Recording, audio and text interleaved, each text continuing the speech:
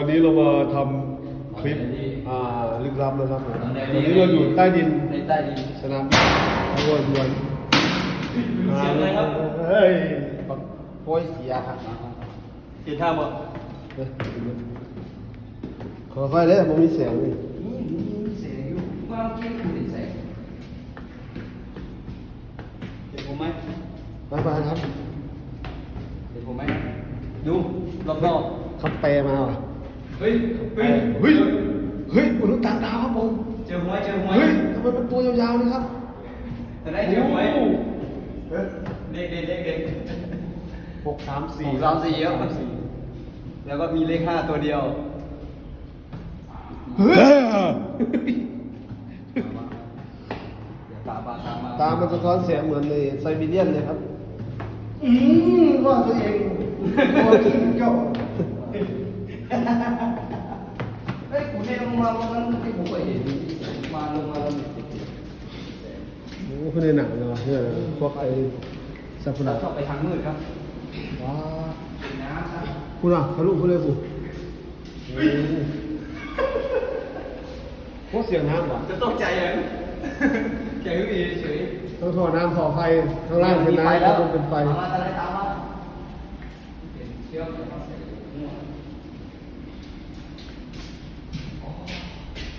ในสุดก็ถึงที่มันมีไฟหน่อยชั้นใต้ดินถ่ายรูปเลยเฮ้ยไปออกจากกันกล้องดิสองทางหรอออกจากกล้องดิเล่นไปอยู่หน้าไฟนี่เดี๋ยวไรเท่เลยเว้ยนี่น่าจะเป็นข้างบนนี้น่าจะเป็นพวกสายไฟนะครับเนี่ยสายไฟน่าจะเป็นสายไฟสายไฟในเล็กคุณยังเล็กกว่าสายไฟดิสายไฟยังในเล็กนี่สายไฟเล็กนี่ข้างบนนี่ดูนะคำแปลครับพูดไม่รู้เรื่องครับสายไฟมันนอนกี่วะไม่ก็มีคนมานอนอีกเนี่ยมีคนมานอนตรงนี้สายไฟไม่รู้เรื่องอันเก็บบอกแล้วมาแกลงยืนแกจุ๊บไปกูอีกจ้าตาเขามองไม่เห็นหุ้งแต่กล้องมันสามารถเลยคล้ายๆอินฟราเรดนะกล้องมันอันนี้เนี่ยกล้องมันเนี่ยมองเห็นในที่มืดเหรอว่ะจ้ากล้องสามารถถ่ายในที่มืดได้ยัง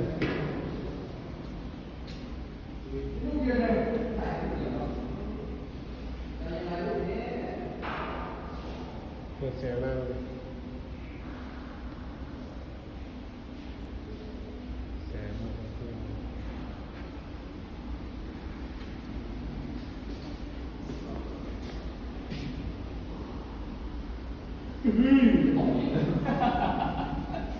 ทุกวันเลยว่ะไม่ใช่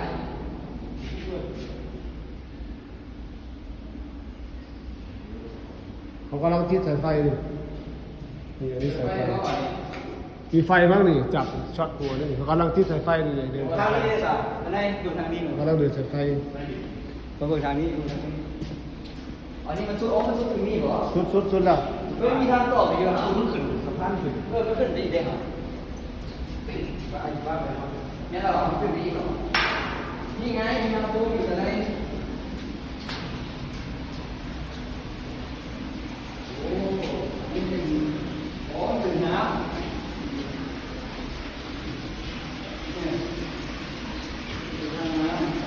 ชุดหรอเพราะว่าท่าขึ้นเนี่ยให้ความรู้กันเลย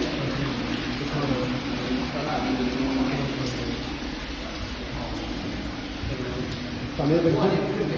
ขึ้นอยู่ใกล้ข้างนั้นนะทุกท่านไอ้ตำรวจจับดิไปอันนี้ยัดที่ตรงกลาง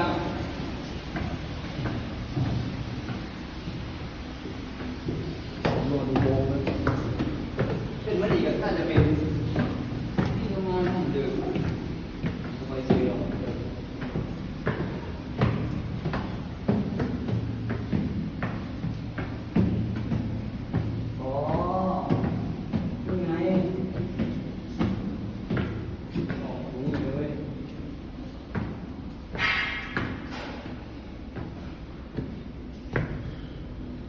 ถ้าเสร็จกับประมาณนี้เนาะฮะถ้าฟังนั้นเสร็จกับสิประมาณนี้แหละถ้าเสร็จกับสิประมาณนี้ฝั่งนั้นนะโหลงอีก ไปได้อีกเนี่ยแต่บ่ไปซื่อ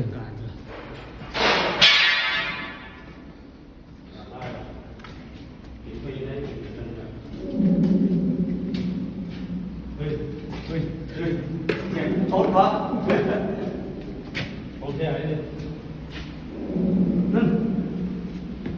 นั่น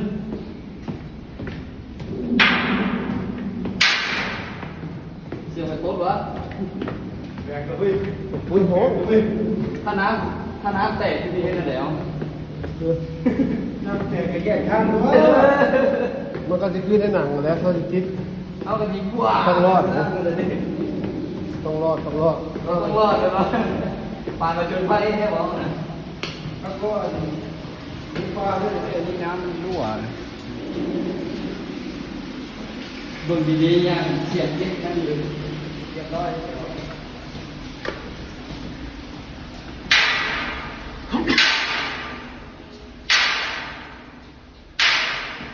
โอ้ยทุกข์ใจมันนี่คือการผจญภัยนะครับผจญภัยก่อนเลิกงาน วันตันแม่ สำรวจ เดี๋ยวเฮ้ย มอนอยู่น่ะตัวเว้ยแล้วตอนนี้สิแก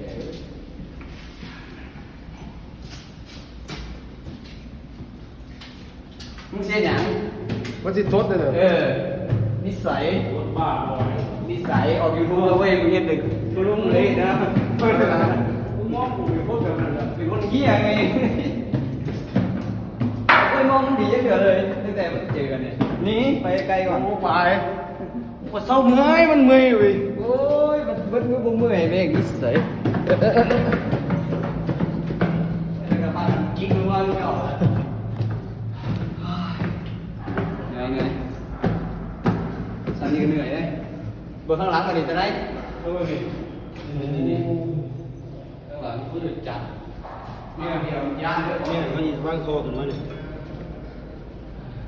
เห็นบ่ ฝั่งนั้นฝั่งนั้นรถไฟฝั่งนั้นอยู่ข้างล่าง นี่คือโซ่นี่คือมันยังโซ่ ว่าแล้วว่าแล้ว